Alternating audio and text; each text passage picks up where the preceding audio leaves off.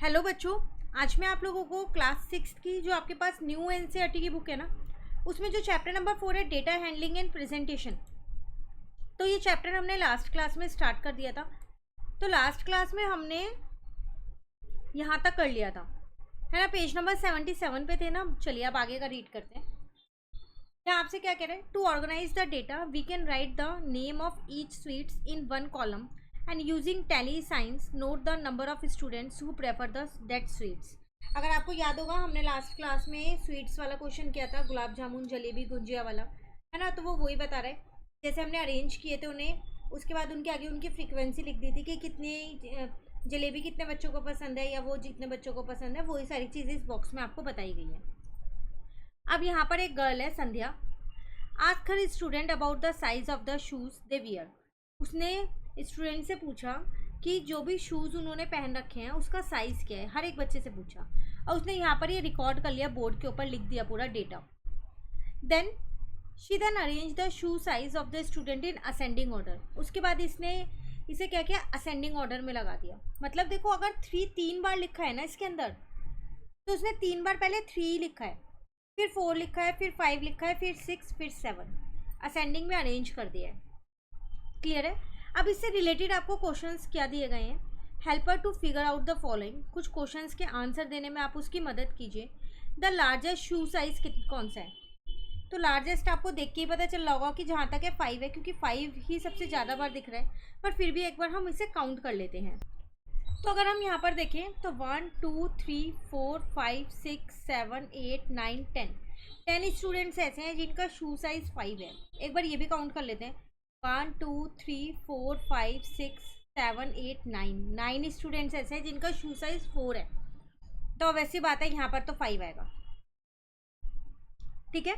Next कह रहे थे smallest shoe size in the class, सबसे कम 7 है, एक ही है क्योंकि वो। There are dash student who were shoe size 5। कितने बच्चे ऐसे हैं जिनका शू साइज 5 है, 10 है, अभी काउंट किया था, है ना। नेक्स्ट में कह रहे हैं there are dash student who were shoe size larger than 4। 4 से ज़्यादा जिनका है, तो 5 6 7, 6 है 4 बार और ये 1 बार है, 15 बच्चे ऐसे हैं जिनका 4 से ज़्यादा है शू साइज। क्लियर है। Next, how did arranging the data in ascending order help the answer this question. कह रहे क्या हेल्प किया, बिल्कुल कैसे हेल्प हुई। देखो, अगर आप इसमें ढूंढते हैं तो 5 आपको एक एक करके एक उसमें रो में ढूंढना पड़ता, कहाँ है, 4 ढूंढना पड़ता, 3 ढूंढना पड़ता, है ना। यहाँ पर आपने क्या किया, पहले उसे असेंडिंग ऑर्डर में अरेंज किया। अरेंज करते ही आपने तीनों चारों आंसर्स एकदम फटाफट से दे दिए, तो आपकी हेल्प हुई ना। तो वही चीज़ आपको बतानी कि कैसे आपने इस जो आपका ये डेटा अरेंज हुआ था असेंडिंग ऑर्डर में, तो आपकी उसने किस तरीके से हेल्प की। ठीक है। नेक्स्ट है, are there other way to arrange the data. इसके अलावा कोई और तरीका है कि हम इस डेटा को अरेंज कर लें। बिल्कुल, आप इसे टेलीमार्क के फॉर्म में अरेंज कर सकते हो। तो आप यहाँ लिख सकते हो कि हम इसे टेलीमार्क के फॉर्म में भी अरेंज कर सकते हैं, जैसे 1 2 3 4 5 और फिर उसकी फ्रीक्वेंसी लिख के, जैसे हमने उसमें अभी ऊपर वाले क्वेश्चन में किया था ना, ये वाले में जलेबी गुलाब जामुन स्वीट्स वाले में, ऐसे भी हम इसे कर सकते थे। ठीक है। चलिए नेक्स्ट पे आते हैं। Write the name of few trees you see around you when you observe a tree on a way from your home to school और while walking from one place to another place, record the data and fill in the following table. कह रहे आप कहीं पर भी जाएं, school से घर जाएं, घर से स्कूल जाइए, किसी और जगह पे जा रहे हैं, तो आपको जितने भी रास्ते में ट्रीज दिख रहे हैं ना, उनके नाम यहाँ लिख दो। जैसे 2 नाम यहाँ लिखे हैं, पीपल हो गया, नीम हो गया, कोई और लिख दो, बनियन ट्री लिख दो, जो भी आपको दिख रहा है, कोकोनट ट्री दिख रहा है, जो भी दिख रहा है उस ट्री के नाम आपको यहाँ लिख रहे हैं। उसके बाद ये भी लिखना है कि कितने ट्रीज आपको दिखे। पीपल के अगर 2 दिखे 2 लिख देना, नीम के 3 दिखे 3 लिख देना, बाकी जो और ट्रीज लिखोगे वो जितने दिखे उतने लिख देना। ठीक है। फिर आपसे कह रहे हैं which tree was found in the greater number. जिसका नंबर यहाँ सबसे ज़्यादा होगा उस ट्री का नाम आप यहाँ लिख दोगे। कि देखो, सबके आंसर इसमें सेम नहीं होंगे, अलग अलग भी हो सकते हैं, क्योंकि सब जने एक ही जगह पे तो जाएंगे नहीं, डिफरेंट डिफरेंट जगह पे ही तो जाएंगे। तो फिर वो ट्री की जो नंबर ऑफ ट्रीज है वो भी अलग अलग ही होंगे, तो ये सबके आंसर्स अलग होंगे, सेम किसी का नहीं होगा। ठीक है। नेक्स्ट कह रहे हैं which tree was found in smallest number. जो सबसे कम में हो उसको आप यहाँ पर सेकेंड वाले में लिख देना। क्लियर। फिर नेक्स्ट कह रहे हैं were there any 2 trees found in the same number. मान लो बाई चांस ऐसे 2 ट्री हो गए जिनके नंबर सेम है 2 और 2, तो दोनों ट्री के नाम लिख देना। पर अगर कई बार ऐसा होगा किसी बच्चों के सेम नहीं होंगे, सबके डिफरेंट होंगे नंबर ऑफ ट्रीज, तो आप यहाँ लिख सकते हो no, there were no any 2 trees found in the same number.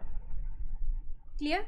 चलिए अब नेक्स्ट क्या कह रहा है, take a blank piece of paper, एक पेपर लो blank, and paste any small news item from a newspaper. Newspaper में से कोई सी भी छोटी सी आर्टिकल को कट करके उस पर पेस्ट कर दो जो आपने पेपर लिया है। ईच स्टूडेंट में यूज़ अ डिफरेंट आर्टिकल, हर एक बच्चा अलग अलग आर्टिकल लगाएगा, मतलब एक ही जैसी न्यूज़ नहीं सब जने पेस्ट करेंगे, सब अलग अलग पेस्ट करेंगे। Now prepare a table on the piece of paper as given below.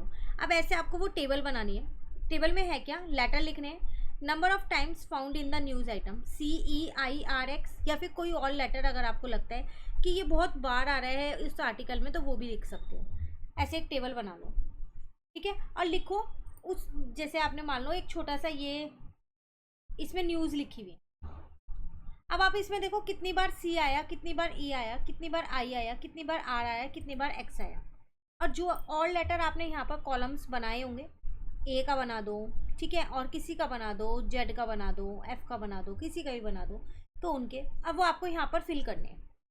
अब फिल करने के बाद फिर इन क्वेश्चन के आंसर करने हैं, सेम वही, the letter found the most, जो सबसे ज़्यादा टाइम्स आया होगा, ठीक है, नंबर ऑफ टाइम्स में जिसकी नंबर ज़्यादा होगा वो यहाँ लिख देना, जो लीस्ट में आया होगा उसे B में लिख देना। क्लियर है? उसके बाद कह रहे हैं list the 5 letters CEIRX in ascending order. अब इन्हें असेंडिंग ऑर्डर में लगा दो। मान लो ये 9 है, यहाँ पर 14 आ गया, यहाँ पर 12। मैं सिर्फ एक रैंडमली आपको एग्जांपल लेके समझा रही हूँ, आपको आर्टिकल से करना है ये, ठीक है। यहाँ पर 10 आ गया, यहाँ पर 4 आ गया। अब इन्हें अरेंज करना है असेंडिंग ऑर्डर में फ्रीक्वेंसी के ज़रिए, तो आप कर सकते हो। X पहले लिख दोगे, फिर C लिख दोगे आप, उसके बाद R लिखोगे, फिर I लिखोगे और फिर E लिख दोगे। हो गया असेंडिंग ऑर्डर में arrange. Now compare the order of your list with that of your classmate. सबने पेस्ट किया था ना एक एक, तो अब आप अपनी क्लास के बच्चों के साथ उसको कंपेयर करो। Is your order the same, क्या किसी और का ऑर्डर ऐसा है या नियरली सेम है, वो आपको देखना है। तो आप देखोगे, देखो मैंने रैंडमली नंबर्स लिए थे, तब भी मेरा ऑर्डर जो है ना वो इनसे ही मैच हो रहा है। Almost everyone is likely to get the order, सबका ज़्यादातर यही ऑर्डर मिलेगा। क्योंकि जो X है ना वो बहुत रेयर वर्ड्स में यूज़ होता है ना, तो इसलिए मैंने उसको वहाँ पर 4 ही लिया था। तो आप एक बार ये एक्टिविटी करके देखना, तभी आपको पता चलेगा कि क्या कहते हैं, क्यों यही वाला ऑर्डर आ रहा है और कोई ऑर्डर क्यों नहीं आ रहा, ठीक है। चलिए उसके बाद कह रहे हैं write the process you follow to complete this task. इस टास्क को पूरा करने के लिए जो जो प्रोसेस आपने फॉलो किया है वो आपको पूरा यहाँ पर स्टेप बाय स्टेप इस पार्ट में लिख देना है। कि पहले एक पेपर लिया है, देन उस पर एक आर्टिकल पेस्ट किया है, देन उसमें लेटर्स को मार्क किया है और एक प्रॉपर टेबल बना के उस लेटर्स में लेटर्स लिखे हैं कि कितने नंबर ऑफ टाइम्स वो लेटर्स आए हैं, ये सब। फिर अपने फ्रेंड्स के साथ कंपेयर भी किया है और देखा है कि सबके असेंडिंग ऑर्डर सेम है या नहीं, तो ये सारी चीज़ें आपको इसमें लिखनी है, ठीक है। नेक्स्ट है discuss with your friend the process they follow. अब वो आपके फ्रेंड ने कौन सा प्रोसेस फॉलो किया वो भी आप डिस्कस करो। अब कह रहे हैं if you do this task with another news item what process would you follow. मान लो आप कोई और आइटम आप पेस्ट करते हो, तो कोई और टास्क किसी और तरीके से आप करोगे इसे, तो वो आपको यहाँ पर बताना है कि आप और कौन सा प्रोसेस इसमें अप्लाई कर सकते हो। क्लियर है? कंप्लीट ये वाला टॉपिक भी। चलिए अब नेक्स्ट है पिक्चोग्राफ, इसको नेक्स्ट क्लास में शुरू करेंगे। पूरा टॉपिक पिक्चोग्राफ का नेक्स्ट क्लास में कंप्लीट कर लेंगे। आज हमारा 4.1 classification and organizing of data पूरा कंप्लीट हो गया, ठीक है।